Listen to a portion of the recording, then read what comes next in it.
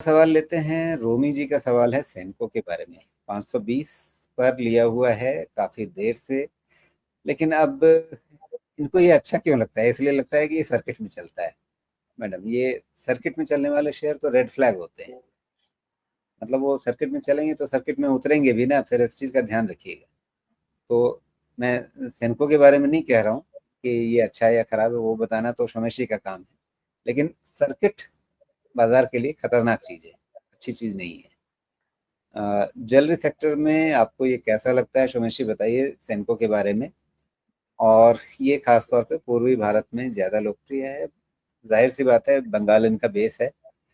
और ज्यादा इसमें नया निवेश करना ठीक रहेगा क्या, ये इनका सवाल है। जी, ऐसा है कि मेरी इस सेगमेंट पे राय बिल्कुल क्लियर है, जैसे मेरी रियल एस्टेट पे राय बिल्कुल क्लियर है कि इनके बैलेंस शीट और पीएनएल को समझना, पीएनएल तो फिर भी चलिए समझ जाएंगे आप, इनके बैलेंस शीट को समझना मतलब उसके लिए आपको कोई महान अ, इंसान लगेगा जो कि सब कुछ डिकोड कर ले। मैं नहीं कर पाऊंगा, बिकॉज इसमें क्या है, रियल एस्टेट, ज्वेलरी, इसमें कैश की एडजस्टमेंट भी हो सकती है और बहुत सारे आइटम्स का आपको ट्रीटमेंट ही नहीं पता है, क्या ट्रीटमेंट है, कुछ भी किया जा सकता है। तो मैं इसमें बैलेंस शीट की क्वालिटी जस्टिफाई नहीं कर पाऊंगा और जहाँ नहीं समझ में आता है वहाँ पे मैं काम नहीं करता। तो क्या ये इन्वेस्टमेंट ग्रेड है?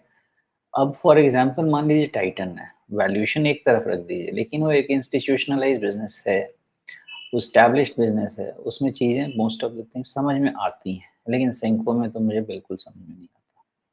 इसलिए इन्वेस्टमेंट ग्रेड तो मैं पहली चीज़ ये सेक्टर ही नहीं रखता। और अगर मान लीजिए कि मेरे बात से आपको इनकार है, तो 2-3 लोग यहाँ से लोन लेके कहीं बाहर जाके बैठे हुए हैं जिनको एक्स्ट्राडाइट करके लाने की कोशिश की जा रही है। हाँ, फिलहाल सेंको का ऐसा है, इनका कैश फ्लो सिचुएशन भी नेगेटिव हो गया है अभी तो। कैश नहीं बन पा रहा है, इनसे लग रहा है। क्यों नहीं बन पा रहा है?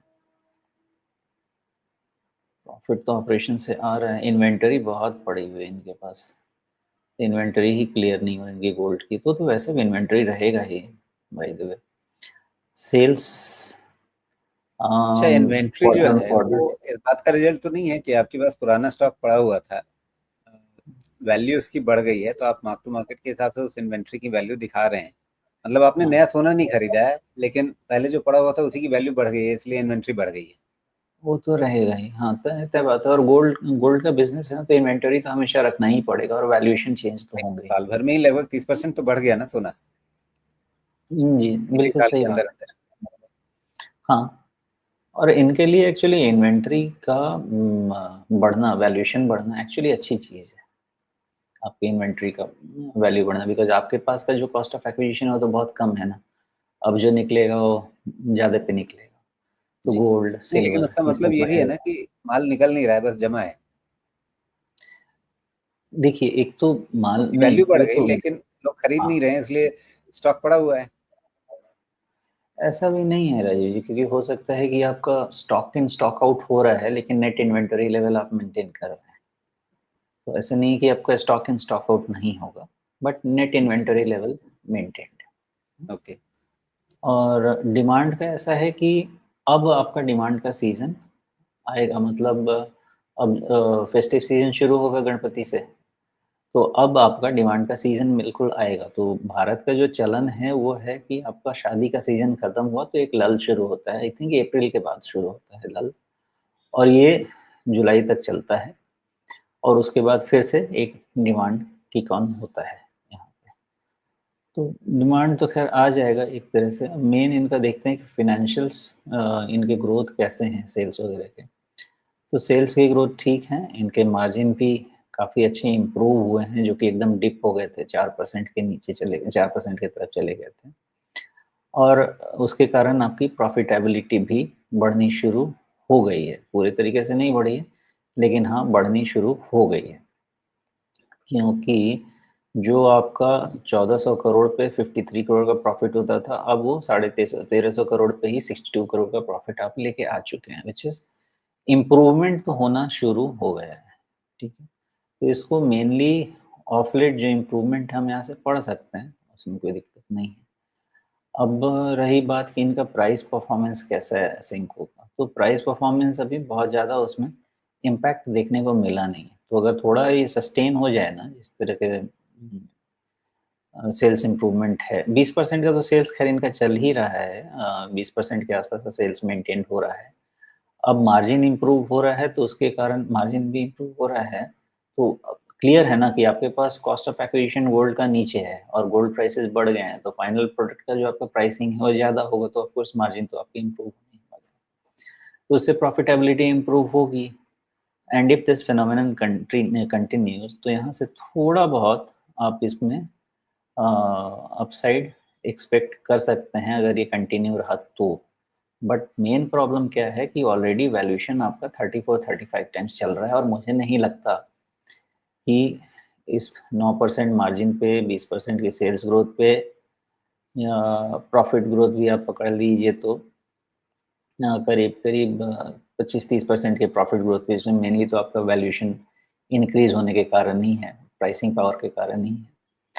तो 35 टाइम का वैल्यूएशन मुझे काफ़ी लगता है, वैल्यूएशन मुझे बहुत ज़्यादा अट्रैक्टिव नहीं लगता है।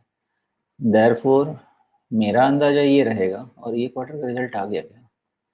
ये क्वार्टर का रिजल्ट नहीं आया है, अभी तो पहले बाकी तो है। उसका वेट करना चाहिए। तो ये क्वार्टर का रिजल्ट देख लीजिए, और फिर ऐसा है कि डिसीजन उसके बाद लीजिए। अब रही बात कि आपको सर्किट पे चलना-मिलना इनका पसंद है ना, तो ध्यान रखिएगा कि 334 का बेस बन रहा है और उसके नीचे क्लोज़ होगा, तो आपकी इच्छा पूरी हो सकती है सर्किट पे चलने की, लेकिन शायद ऊपर नहीं नीचे। तो 334 के बेस को भी ध्यान रखिए, उसके ऊपर ठीक-ठाक है, कोई दिक्कत नहीं है। मेन प्रॉब्लम इसकी है 435 से 440 के रेंज में, जो कि यहाँ से बहुत दूर है, बट बिग पिक्चर समझ लीजिए। यहाँ से बहुत ज़्यादा दिक्कत नहीं है, 330 335 का जो रेंज है ना, यहाँ पे सपोर्ट बनेगा इसका, बिकॉज़ एक तो थोड़ा-सा आपका फाइनेंशियल्स इम्प्रूव होने लगे हैं, और वैल्यूएशन भी आपको उसके अगेंस्ट बहुत एक्सपेंसिव नहीं है। तो यहाँ पे एक जी। बेस ठीक है, और इसका रिवर्सल मिल भी सकता है। मेन कहानी आपकी शुरू होगी 430 440 के रेंज में। अभी वो पता नहीं वहाँ जाएगा, नहीं जाएगा, क्योंकि आपके पास 390 400 ही एक प्रॉब्लम है। बट ओवरऑल इनका जिस तरह का स्ट्रक्चर है ना, एक हायर लो बेस बनना शुरू हो तो गया है, और उसमें आपको फाइनेंशियल्स में इम्प्रूवमेंट भी देखने को मिल रहा है। तो अगर इस क्वार्टर में भी इम्प्रूवमेंट देखने को मिलेगा, तो फिर इनके फ़ेवर में जाती है बात। जी। ओके।